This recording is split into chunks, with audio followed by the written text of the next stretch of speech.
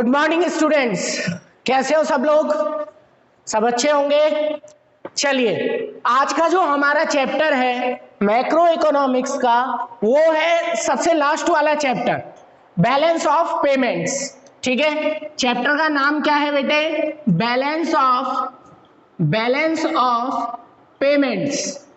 ठीक है, बीओपी।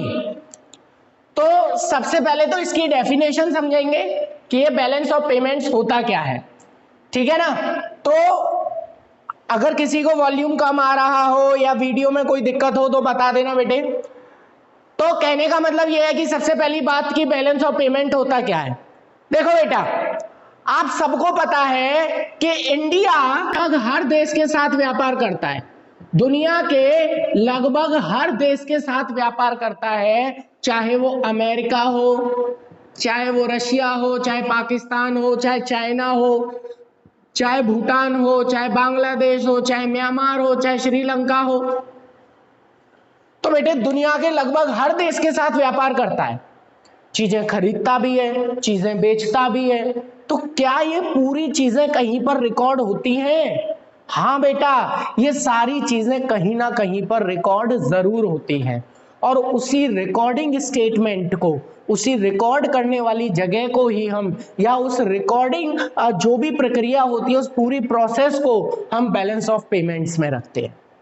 तो अगर इसकी डेफिनेशन मैं बताऊं कि बैलेंस ऑफ पेमेंट होता क्या है, तो बेटा इसकी डेफिनेशन बड़ी ही आसान है। It is the systematic record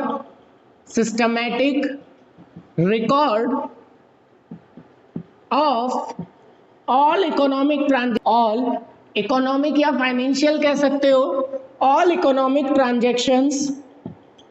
transactions between a country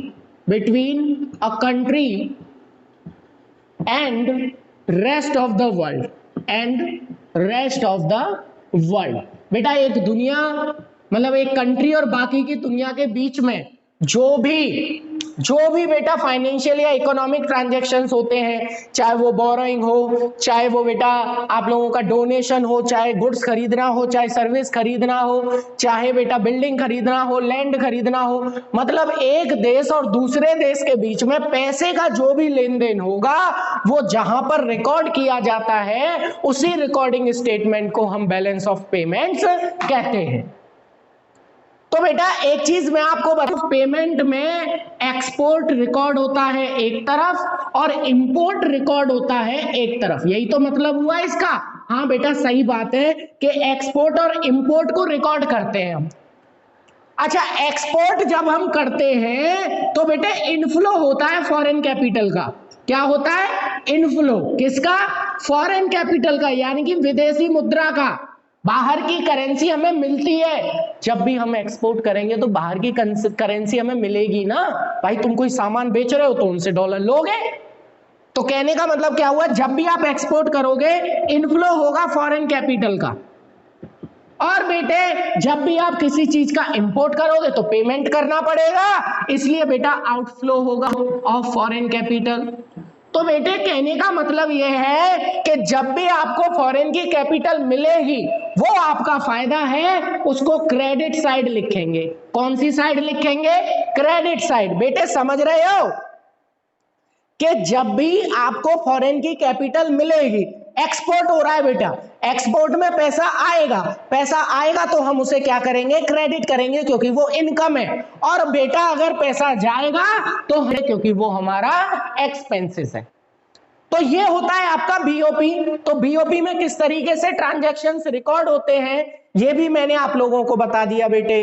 it is a systematic record of all economic transactions between a country and rest of the world.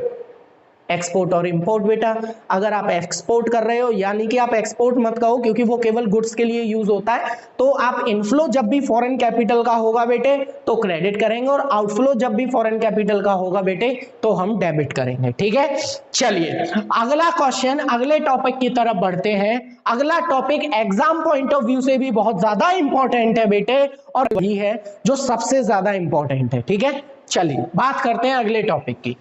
अगला टॉपिक है बेटे हमारा components of balance of payments. बताता हूं बेटे क्या होता है। कंपोनेंट कह लो चाहे स्ट्रक्चर कह लो बेटे, structure of BOP, structure of BOP, balance of payment किस तरीके से बनाया जाता है बेटे। तो बैलेंस बेटा दो अकाउंट बनाए जाते हैं, ध्यान रखना। बैलेंस ऑफ पेमेंट में बेटे दो अकाउंट बनाए जाते हैं। पहला होता है आपका करेंट अकाउंट, क्या होता है बेटे, करेंट अकाउंट, और दूसरा होता है बेटे आपका कैपिटल अकाउंट। बेटे करेंट अकाउंट और कैपिटल अकाउंट, ये दो अकाउंट बनाए जाते हैं बेटे बीओपी में, ठीक है। तो बेटे ये दो अकाउंट बनाए जाते हैं बीओपी में, एक होता है करेंट अकाउंट, एक होता है कैपिटल अकाउंट। हम क्या पढ़ रहे हैं बेटा, हम पढ़ रहे हैं structure of balance of payment. Structure मतलब किस तरीके से पूरी चीजें आपकी रिकॉर्ड की जाती हैं, ठीक है।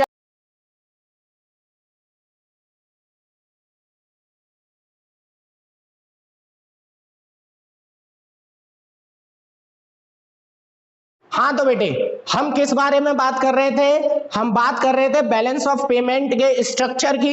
तो बेटा दो तरीके के स्ट्रक्चर इसमें बनाए जाते हैं, एक तरफ होता है आपका करेंट अकाउंट और एक तरफ होता है आपका कैपिटल अकाउंट, ठीक है। करेंट अकाउंट और कैपिटल अकाउंट दोनों में क्या डिफरेंस होता है जरा समझना ध्यान से, ठीक है। देखो बेटा सबसे पहले करेंट अकाउंट को समझो। तो करेंट अकाउंट में गुड्स एंड सर्विस खरीद रहे हो तो वो कहाँ आएगी बेटा, वो आएगी आपके करंट अकाउंट में। तो आपके कैपिटल अकाउंट में क्या आता है बेटा, कैपिटल अकाउंट में आती है असेट्स एंड लायबिलिटी। तो जब भी असेट्स और लायबिलिटीज का ट्रांजैक्शन होगा तो वो कैपिटल अकाउंट में आएंगी, और जब भी बेटा गुड्स एंड सर्विस का ट्रांजैक्शन होगा तो वो आपकी करंट अकाउंट में आएगी, ठीक है। तो करंट अकाउंट को जैसा कि मैंने बताया दो पार्ट में डिवाइड करेंगे बेटा, एक तरफ होगा विजिबल ट्रेड और एक तरफ होगा इनविजिबल ट्रेड। एक तरफ लिखेंगे विजिबल ट्रेड और बेटे दूसरी तरफ लिखेंगे इनविजिबल ट्रेड, विजिबल ट्रेड और इनविजिबल ट्रेड, ठीक है। तो बेटा विजिबल में आएगी और कौन सी चीज, इनविजिबल में आएगी। तो बेटा कहने का मतलब ये है कि विजिबल में हमेशा क्या आएंगे बेटे, गुड्स आएंगे। केवल गुड्स का ट्रांजैक्शन जो होगा वो विजिबल ट्रेड में रिकॉर्ड होगा, और बेटा जो सर्विस का ट्रांजैक्शन होगा वो कहाँ रिकॉर्ड होगा बेटे, वो इनविजिबल में रिकॉर्ड होगा। अभी मैं आप लोगों को समझा देता हूं। विजिबल ट्रेड का दूसरा नाम बेटे मर्चेंडाइज भी होता है, मर्चेंडाइज, ठीक है। तो इसमें क्या आता है बेटे, इसमें एक तरफ एक्सपोर्ट आते हैं और एक तरफ इंपोर्ट आते हैं। Export of goods, export of goods, और दूसरी तरफ क्या आएगा बेटे, इंपोर्ट ऑफ गुड्स। अब डेबिट क्रेडिट तो आप लोग कर ही लोगे, कैसे कर लोगे, जब भी आप लोगों को केवल एक चीज करनी है, अगर डेबिट क्रेडिट वो आपसे करवाता है तो आपको केवल और केवल बेटा क्या करना है, आपको दो चीजें करनी है। कौन कौन सी दो चीजें करनी है, पहले ये देखो कि फॉरेन की कैपिटल आ रही है कि जा रही है। तो बेटा एक्सपोर्ट के केस में फॉरेन की कैपिटल आएगी इसलिए ये होगा क्रेडिट, इंपोर्ट के केस में फॉरेन की कैपिटल जाएगी इसलिए ये होगा डेबिट। कभी कोई कंफ्यूजन नहीं होगा, इससे रिलेटेड क्वेश्चन भी एग्जाम में पूछा जाता है बेटे। क्या पूछा जाता है कि बताइए एक्सपोर्ट डेबिट होगा या क्रेडिट होगा, कोई भी चीज बोल दे, केवल एक चीज अगर आपने दिमाग में रख ली कि उस केस में पैसा आ रहा है या जा रहा है, पैसा मतलब फॉरेन की कैपिटल, अगर आ रही है तो क्रेडिट होगा, जा रही है तो डेबिट होगा। सर अभी इतनी अच्छे से समझ में आ जाएगा। विजिबल समझ में आ गया, विजिबल में एक तरफ एक्सपोर्ट ऑफ गुड्स और एक तरफ इंपोर्ट ऑफ गुड्स, याद रखना केवल गुड्स, सर्विस इनविजिबल में आती है। तो बेटा इनविजिबल में दो चीजें आती हैं, पहली होती है सर्विस और बेटा दूसरी होती है ट्रांसफर्स। अच्छा ये ट्रांसफर क्या है, ट्रांसफर का मतलब होता है बेटा डोनेशन, अगर डोनेशन लिया या दिया, ठीक है, तो वो ट्रांसफर होता है। ये भी हमारा किस में आता है बेटा, इनविजिबल में, करंट अकाउंट में आता है। सर्विस, अगर बेटा सर्विस ली है टेक तो पैसा देना पड़ेगा इसलिए डेबिट, और सर्विस दी है गिव तो बेटा पैसा मिलेगा इसलिए क्रेडिट, ठीक है, ध्यान रखना इस चीज को। सर्विस के बाद बेटे ट्रांसफर, अगर आपने डोनेशन दिया है गिव तो पैसा गया इसलिए डेबिट, और डोनेशन लिया है टेक तो पैसा आया इसलिए बेटा क्रेडिट। तो ये हमारा हुआ पूरा बेटे क्या, हमारा पूरा करंट अकाउंट, ठीक, नहीं आया हो तो पूछ लो बेटे करंट अकाउंट के बारे में।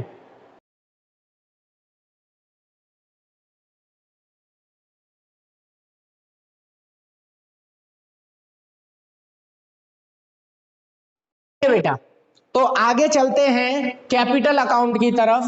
कैपिटल अकाउंट क्या होता है, किस तरीके से वर्क करता है, इसमें क्या क्या रिकॉर्ड होता है। तो ये हमने हमारा पूरा करंट अकाउंट पढ़ लिया बेटा, आप लोगों ने स्क्रीनशॉट ले लिया होगा या लिख लिया होगा, है ना बेटा। नहीं लिखा तो एक बार रिवाइंड कर लेना, पूरी वीडियो को दिख जाएगा। बेटा कैपिटल अकाउंट की तरफ चलते हैं। तो कैपिटल अकाउंट में मैंने जैसा कि बताया असेट्स एंड लायबिलिटीज आती हैं। तो सबसे यानी कि फॉरेन में जमीनें खरीदना या बेचना, ठीक है। तो फॉरेन इन्वेस्टमेंट बेटा दो तरीके का होता है। एक होता है एफडीआई, फॉरेन डायरेक्ट इन्वेस्टमेंट। क्या फुल फॉर्म है इसकी, फॉरेन डायरेक्ट इन्वेस्टमेंट। एक होता है बेटा foreign institutional investment, F I I. इसकी क्या फुल फॉर्म है, फॉरेन डायरेक्ट इन्वेस्टमेंट। इसकी क्या फुल फॉर्म है, फॉरेन इंस्टीट्यूशनल इन्वेस्टमेंट, या इसका दूसरा नाम भी होता है पोर्टफोलियो इन्वेस्टमेंट, पोर्टफोलियो इन्वेस्टमेंट, ठीक है।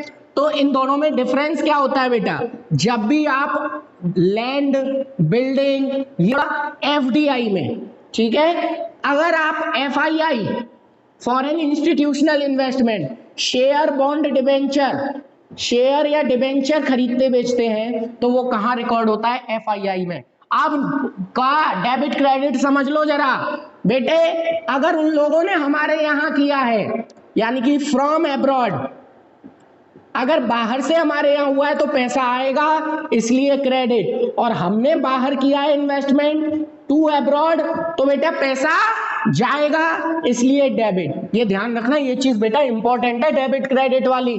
एग्जाम में कई बार पूछा गया है कौन सी चीज डेबिट होती है कौन सी क्रेडिट होती है। सेम इसी इसमें भी बेटा फ्रॉम एब्रॉड तो बेटे क्रेडिट और टू एब्रॉड तो बेटे डेबिट। क्लियर, टू एब्रॉड और फ्रॉम एब्रॉड ध्यान रखना।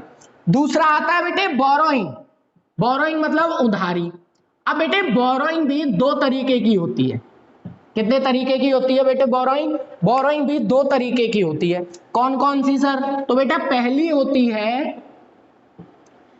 होती है बेटे external commercial borrowing, external commercial borrowing, commercial borrowing, ठीक है। दूसरी होती है बेटा एक्सटर्नल असिस्टेंस, एक्सटर्नल असिस्टेंस।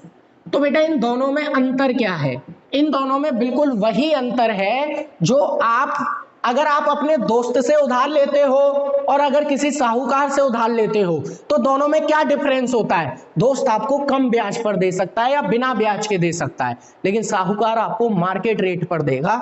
तो बेटा अगर आपको मार्केट रेट पर बोरोइंग मिलती है तो वो आपकी कहलाती है एक्सटर्नल कॉमर्शियल बोरोइंग।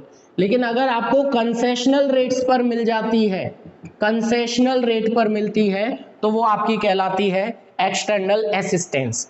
सेम यहां पर बेटा अगर बोरोइंग ली है, टेकन तो बेटा क्रेडिट क्योंकि पैसा आ रहा है, गिवन तो बेटा पैसा जा रहा है इसलिए डेबिट। ऐसे यहां पर अगर बोरोइंग ली है टेक तो बेटे क्रेडिट, और बोरोइंग दी है गिव तो बेटे डेबिट। क्यों, क्योंकि बेटा मैंने कहा ना इनफ्लो और आउटफ्लो देखेंगे।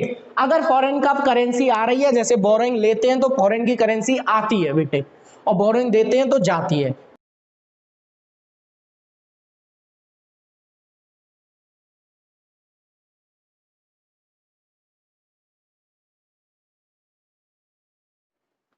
तो बेटे कहने का मतलब ये है कि ये हमारा पूरा चार्ट है।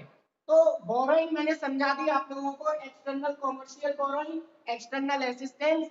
अगर आप मार्केट रेट पर उधार ले रहे हो तो external commercial borrowing, concessional rates पर ले रहे हो एक्सटर्नल असिस्टेंस। ये थोड़ा सा टेक्निकल मिस्टेक थी, आप दोबारा देख लो। देखो चार पांच चीजें होती है, foreign investment, borrowing, NRI deposit. NRI deposit का मतलब क्या होता है कि वो लोग हमारे यहाँ पैसा जमा कर रहे हैं हमारी बैंकों में या हम उनके यहाँ कर रहे हैं, तो वो कर रहे हैं तो डेबिट, वो कर रहे हैं तो बेटा क्रेडिट फ्रॉम एब्रॉड, और हम कर रहे हैं तो डेबिट क्योंकि हमारा पैसा जा रहा है और उनका आ रहा है। बैंकिंग कैपिटल बेटा अगर आ रही है तो क्रेडिट, जा रही है तो डेबिट। छोटे समय के लिए लिया गया या दिया गया loan, short term trade credit, अगर ले रहे हो तो क्रेडिट और दे रहे हो तो डेबिट। बेटा क्लियर हुआ पूरा का पूरा?